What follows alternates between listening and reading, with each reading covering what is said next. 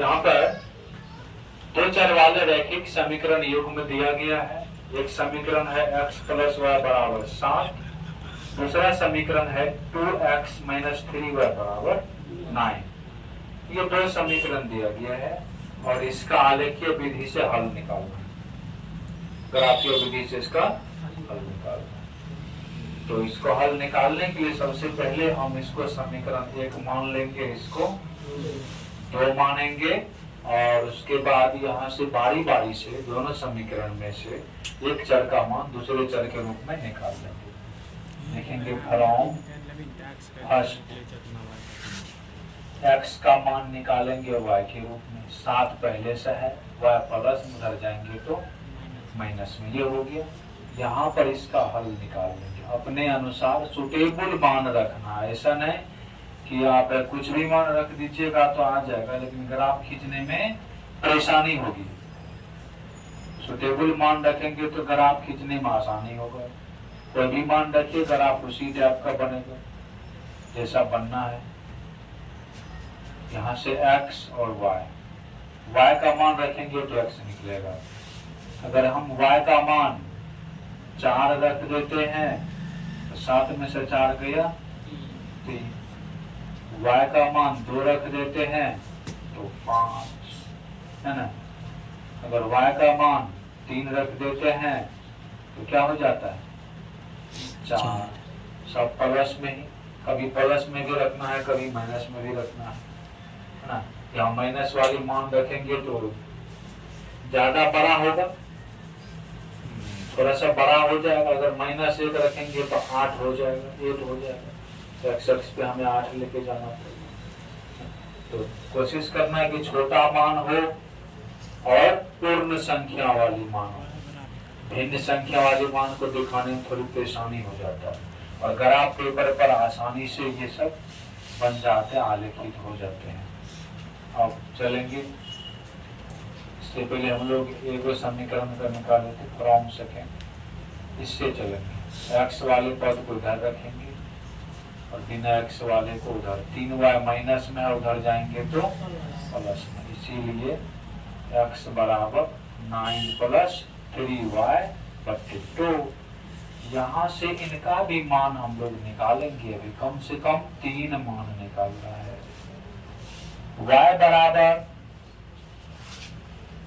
अगर हम 1 रखते हैं तो 3 गुना 1, 3, 9 में 3 जोड़ेंगे तो क्या हो जाएगा 12, और 12 में 2 से भाग देंगे तो क्या हो जाएगा 6। अगर y का मान 4 रखेंगे तो 4 तिया 12 में से 9 गया 3, भिन्न संख्या आ जाएगा, भिन्न संख्या आ जाएगा, नहीं रखना है।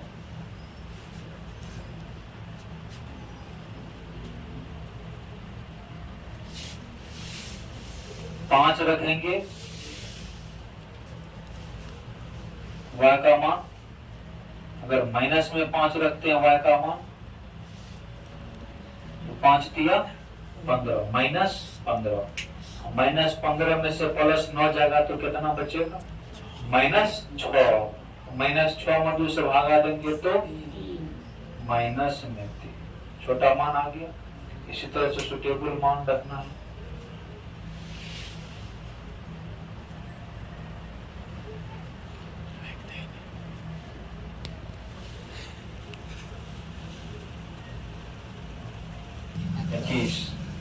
और 21 में 9 जोड़ेंगे तो 30, 30 में 2 से भागा 15, बड़ा मान। अगर माइनस में रखते हैं 7 या 21 में से 9 घटाइए तो -12, ये सुटेबल मान है, थोड़ा छोटा हो रहा है। माइनस में रख देंगे क्या 7 या 21 में से 9 को घटाना है -12, -12 में 2 से भागा देना है तो मान आ गया। x का मान बड़ा मान है 6 प्लस में और y का बड़ा मान माइनस में 7 है। ये दोनों का हल हो गया। अब हमें इनका आलेख एक ही ग्राफीय तल में दिखाना है, तल एक ही में लेकिन आलेख 2 दिखाना है। तो इसके लिए एक प्लेन ले लेंगे दोनों के मिलता जुलता मान के हिसाब से। सबसे बड़ा मान दोनों में देखिए x का प्लस में 6 और y का प्लस में 4 माइनस में 7। तो इसके लिए हम आलेख खींचेंगे। आलेख स्केल की सहायता से एक लाइन खींचेंगे इस तरह से। यह x हो जाएगा, यह x ये थोड़ा टेढ़ा लग रहा है जी।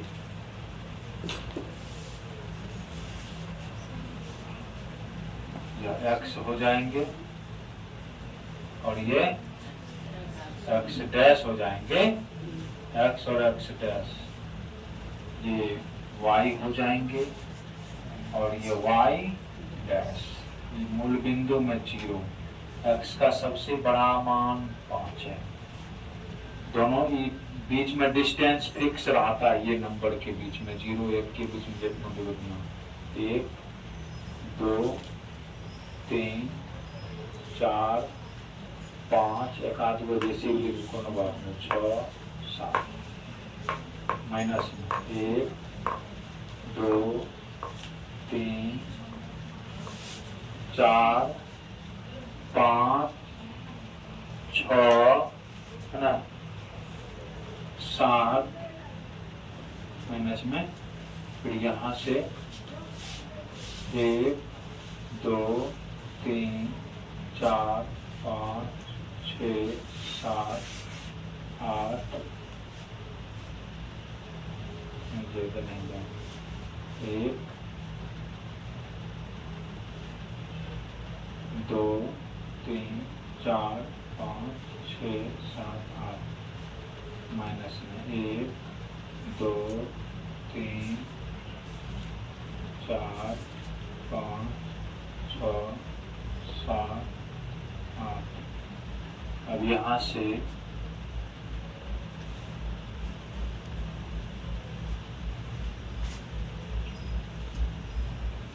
हमें लेके चलना है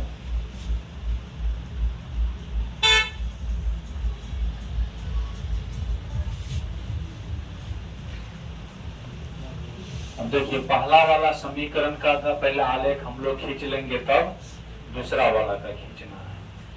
पहला का x का मान 3 y का 4, x का मान 3 यहाँ पर, y का 4 इधर से। 4 वाले को इधर बढ़ाएंगे डॉटेड लाइन से और ये 3 वाले को बढ़ाएंगे। जहां मिलेंगे कटान बिंदु वहीं इसका बिंदु होगा। दूसरी पॉइंट x का मान 5 y का 2, x का मान 5 यहाँ पर, y का 2 इस तरह से।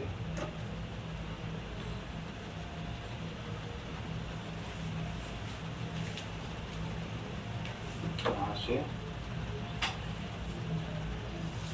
ये हो गया। उसके बाद x का मान 4 y का मान 3, x का मान 4 यहाँ पर है और y का मान 3 प्लस में यहाँ पर। x का मान 4 y का मान 3 यहाँ पे दिया गया है। x का मान क्या लेना, 4 y का मान 3, तो ये x का मान 4 हमको लेना है यहाँ से। अब देखिए तीनों बिंदु हो गया। एक बिंदु ये सबसे पहले इसको दिखाए थे, इसका 3,4 ये बिंदु मान लेंगे। उनके बाद इनको दिखाए थे, इसको B बिंदु 5,2, फिर इसको दिखाए थे तो C बिंदु 4,3। पहले इनको हम एक स्केल की मदद से क्या करेंगे, इसका ग्राफ खींच लेंगे। स्केल की मदद से ग्राफ खींच लेंगे। यहाँ से